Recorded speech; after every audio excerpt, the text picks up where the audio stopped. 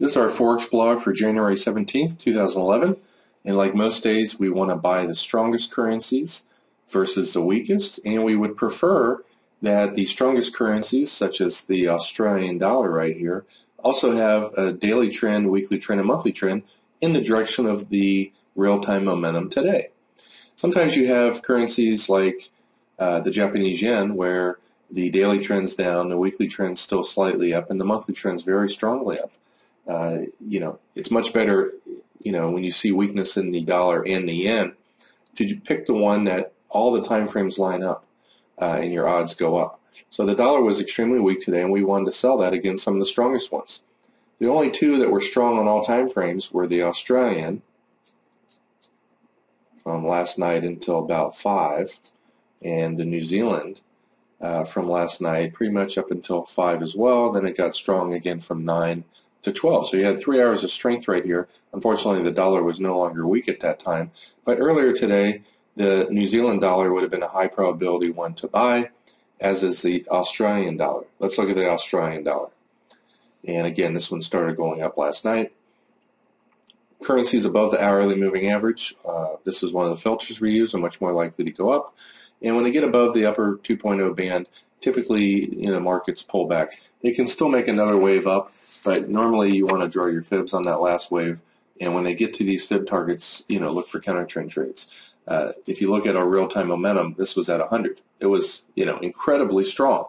So if you did take a trade right here, you might have lost 10 pips. You shorted the next fib target, and you can see it fell from, let's just say 40, all the way down to 90. So it fell 50 pips. So again, the key to trading is small losses, big wins. If you take a trade, you lose 5 or 10 pips. You take another trade, and even if you make 20, you get your loss back plus 10. Or if you held on to this for another 30 pips, you're up 40 pips on the day. You're only 50% right, but you have a small loss and a big win. And if you use our tools, notice incredible, incredible strength. This is one of the strongest ones. And, when the upper momentum starts to die down, like let's say at this point right here, you can see it's starting to fall. Let's scroll over here to the side. You wouldn't want to look to sell it right here. Let's zoom in on this. But as you can see, it starts to lose its momentum. At that point, it becomes less risky to sell this currency because, one, it's up about 40 pips above the upper containment band, which normally markets reverse. And it's also at the 1.618 fib target of this big move up. But it's also near the fib target of this last wave. Not quite, actually. I was a little bit wrong on that call.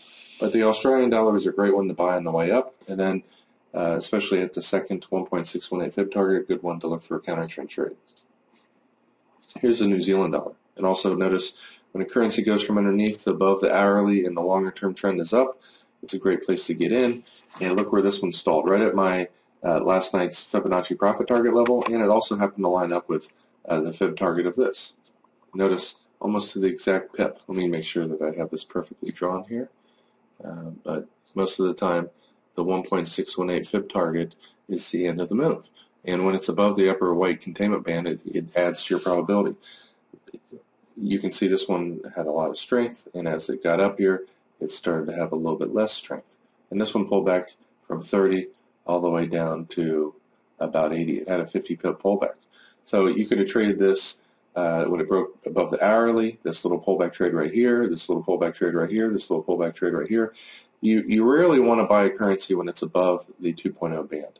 If it's above it and it pulls back right near it and even slightly above it, that's all right. But never buy it 15, 20, 25 pips above it. 25 pips is the maximum I'll ever buy above or sell below the 2.0 band. And only, during a volatile news event will I even do that. The euro had some strength last night, but keep in mind that the weekly monthly trend is quite weak. But you can still trade, forgetting the daily, weekly, monthly trend underneath it, you can still take and buy the strongest ones versus the weakest ones. What you want to do is find a pattern of extreme strength followed by the pullback. Markets don't move one way forever. I mean, sometimes you can see here in the dollar, it went down for many hours. But most of the time, you'll find currencies go down for 3 hours, and then a half an hour to 2 hours up, then down, then up, and they don't just move one direction forever. So typically what you want to do is find extreme strength followed by less weakness. Now this pattern right here is not quite as good as something like this. Swiss with 1/2 the weakness of the previous strength, that strength's much more likely to resume. This is the main pattern that I look for myself.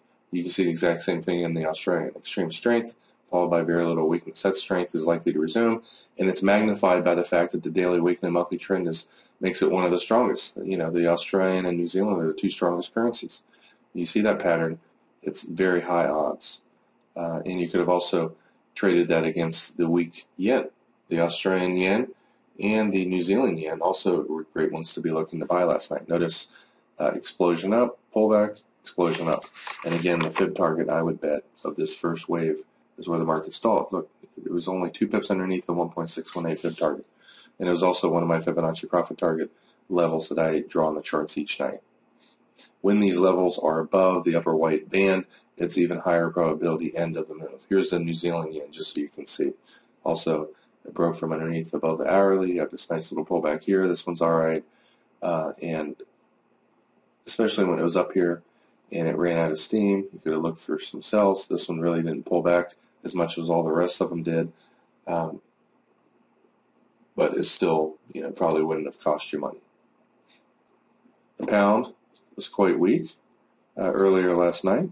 You could have traded the strong euro versus the weak pound, or even better yet, the strong Australian or New Zealand against the pound. Here is, hold on a second. Here is the pound Australian. You want to be selling this. Weak pound, strong Australian.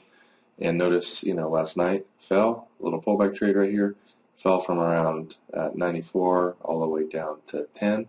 Beautiful 80 pip drop. And here is the pound New Zealand. Same exact thing. Drop, drop, drop. Even if you sold this one here, it fell 10, 15 pips your way. You move your stop to break even, you wouldn't have had a loss. And when currencies are really weak, sometimes they have deeper pullbacks like this. Usually you can draw your fibs on this and look to sell. This is called an Elliott two-wave pullback. These are excellent places, as you can see, almost within 2 pips of nailing a great place to sell. And the second one here fell from about 92.40. Probably wouldn't have got out. Easy 50 pip drop if you're out somewhere here and when it went sideways.